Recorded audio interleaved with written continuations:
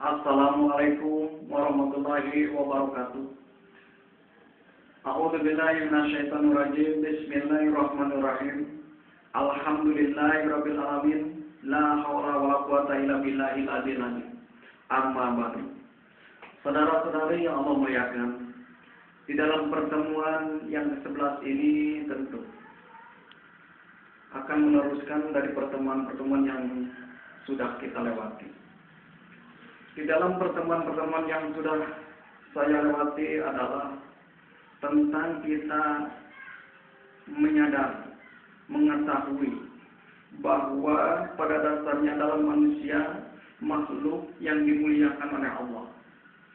Lalu kita mengetahui apa saja, benda-benda apa saja yang ada di dalam kehidupan jiwa kita, yang sebagaimana telah kita uraikan di belakang, itu adalah sebagai pembukaan, yaitu mukadimah, yang dimana nanti kita akan membahasnya lebih detail. Itu hanya sebagai mukadimah, sebagian sedikit, namun sebagian sedikit itu mudah-mudahan, walaupun sedikit, kita memiliki gambaran, pengetahuan tentang kehidupan jiwa manusia tentunya untuk kita ketahui. Saudara-saudari yang Allah muliakan, dan tentunya ketika kita mengetahui dalam maksud bahwa kita diharapkan nanti bisa menguasainya, bisa menuntunnya, dengan nanti kita akan mengembangkan kesadaran diri, dalam arti kita nanti akan membangunkan sifat kuasa yang ada di dalam diri kita, sifat kepemimpinan yang ada di dalam diri kita, yang memang itu kita harus membangunkannya untuk kita menguasai keadaan jiwa kita itu, yang dimana mungkin setelah kita mengetahui keadaan jiwa kita, mungkin kita selalu menanamkan sifat-sifat yang dimana bagian naluri yang paling rendah selalu kita tanami di dalam jiwa kita. Nanti kita akan membuang sifat-sifat jelek setelah kita memperhatikannya, kita mengetahuinya, agar kita memiliki jiwa yang lebih baik dengan menerapkan kebiasaan yang lebih baik di dalam kehidupan ini. Sebagaimana kata pepatah, tanamlah kebiasaan, petiklah watak atau karakter. Tanamlah karakter, petiklah takdir. Jadi kuncinya adalah kebiasaan. Untuk membentuk karakter kita nanti, berarti kita nanti akan menerapkan kebiasaan. Kebiasaan yang baik tentunya, untuk membentuk karakter kita, atau akhlak kita, atau watak kita. Saudara-saudari yang Allah muliakan, memang menerapkan kebiasaan itu memerlukan perjuangan. Karena sesuatu yang belum terbiasa itu akan berat untuk dilakukan, walaupun kebiasaan itu ringan. Tapi ketika sudah terbiasa, walaupun hal yang berat akan menjadi ringan ketika kita telah terbiasa. Jadi kuncinya adalah kebiasaan untuk membentuk karakter kita. Dengan kita nanti mengetahui kehidupan jiwa kita, di situ kita akan menerapkan kebiasaan yang baik di dalam jiwa kita itu. Untuk apa? Untuk membentuk karakter kita, akhlak kita, watak kita, agar kita mendapatkan takdir yang baik, insya Allah. Karena itu adalah hukum Allah. Hukum sebab dan akibat itu adalah hukum Allah. Kita tidak bisa lari atau mangkir dari hukum Allah itu. Ketika kita menanamkan yang baik, tentu kita akan memetik buah yang baik pula. Ketika kita menanamkan hal yang jelek, tentu kita akan memetik buah yang jelek yang jelek pula. Itulah. Jadi tidak bisa lari dari hukum itu. Dengan kita membentuk diri, menerapkan kebiasaan yang baik untuk membentuk karakter kita. Karakter adalah tindakan, perbuatan, yang dimana perbuatan itu menjadi kebiasaan di dalam perilakunya sehari-hari. Mau di dalam ucapan, mau di dalam gerak, itulah yang disebut karakter, adalah kebiasaan perilaku orang itu. Yang disebut watak atau akhlak. Itu menandakan atau dalam bahasa yang lain bisa dikategorikan cap, menandakan.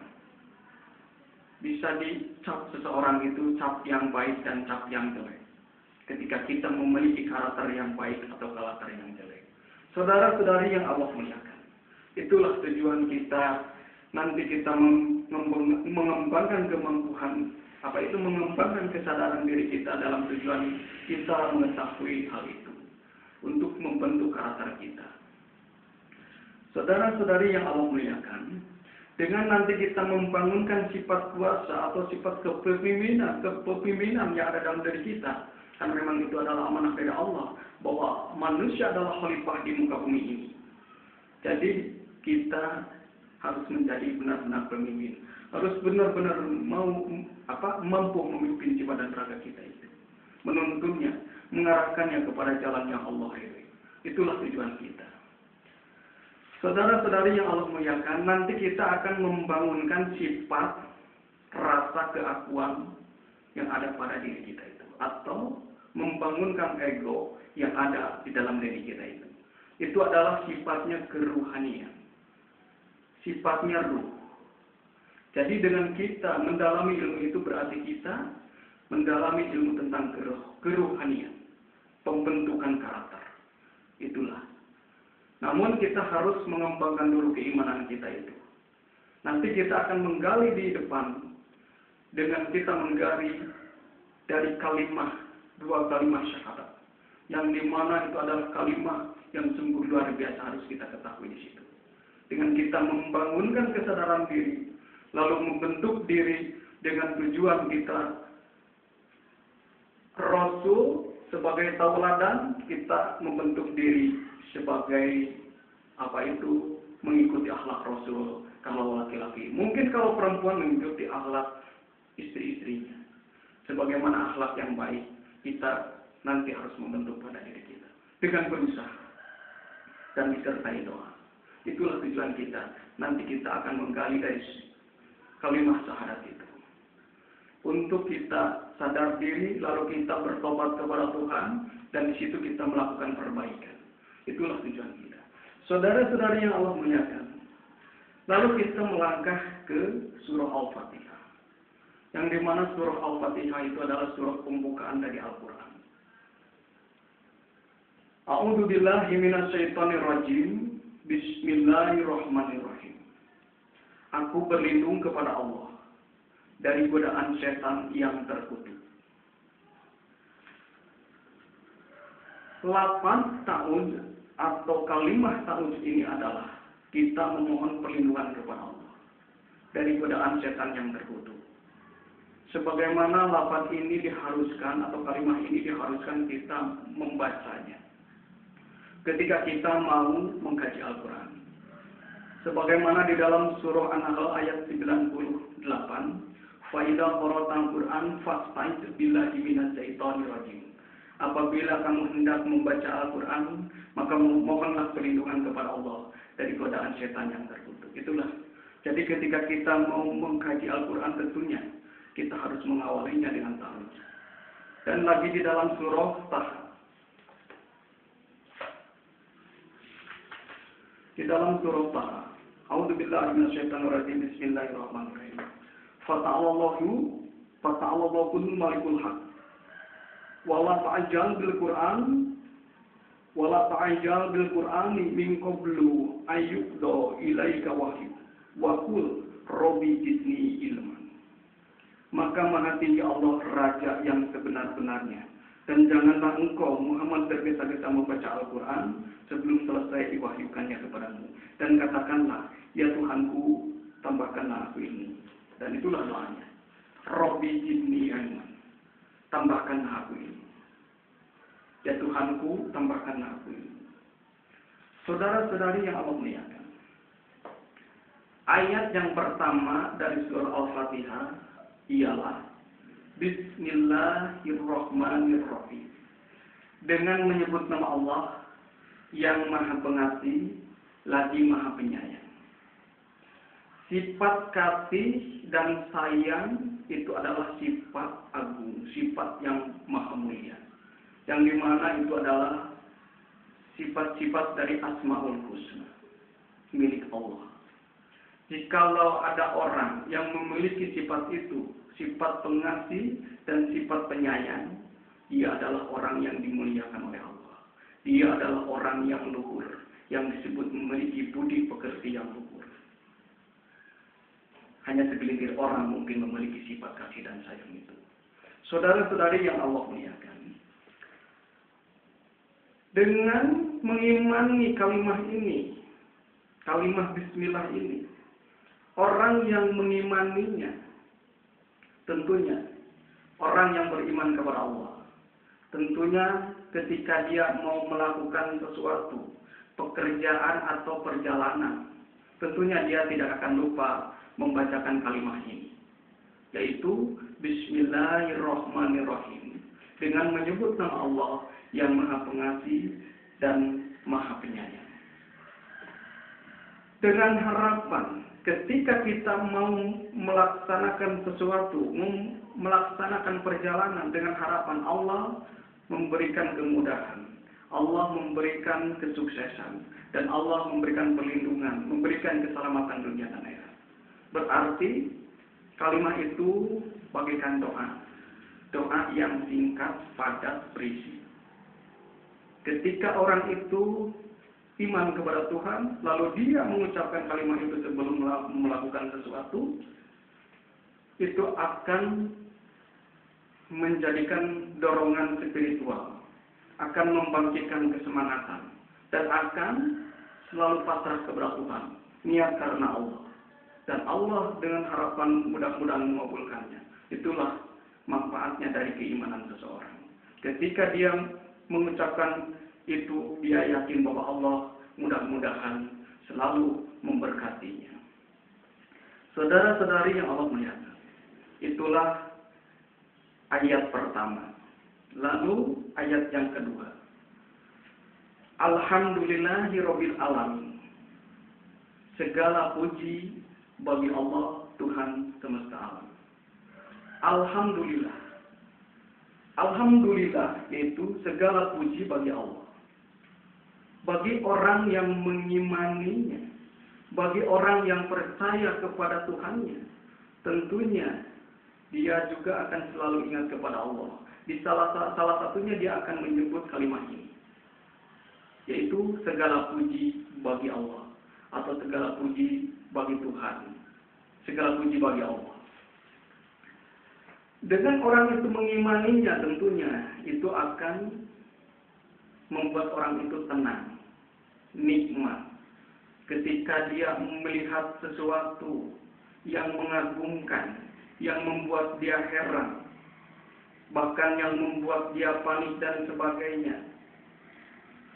Ketika orang beriman, dia akan selalu ingat kepada Tuhan.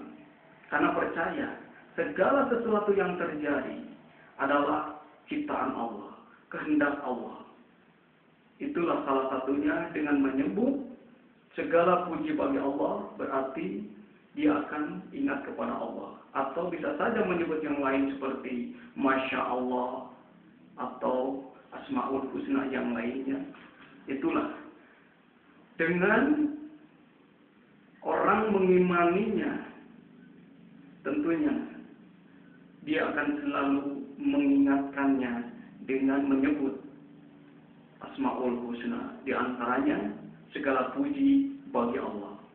Yang akhirnya dia akan mendapatkan manfaat dari keimanannya itu, akan merasa tentram, nyaman, Jadi dia tidak akan mudah terpengaruh oleh hal-hal yang menurutnya dia kaget, menurutnya dia heran. Ketika dia melihat sesuatu hal apapun, dia akan selalu ingat kepada Allah bahwa segala sesuatu yang terjadi itu adalah kehendak Allah. Itulah yang akan membuat dia itu tenang. Sebagaimana di dalam surah Ar-Ra'd ayat 28 kalau tidak salah.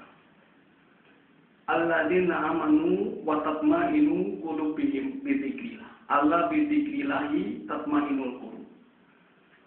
Yaitu orang-orang yang beriman, hatinya menjadi tentram hanya karena mengingat Allah.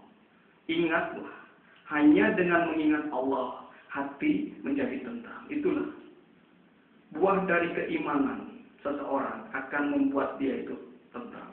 Karena apa? Iman berarti dia percaya. Iman berarti dia yakin. Iman berarti dia tahu bahwa Allah adalah Tuhannya yang maha kuasa atas segala hal sesuatu. Itulah manfaatnya kita mengembangkan iman di sini.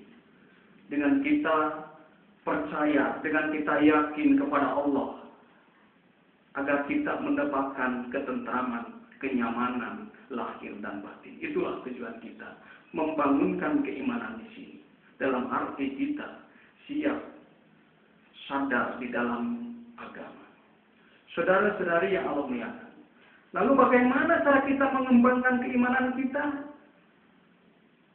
Lalu kita melangkah ke kalimat berikutnya.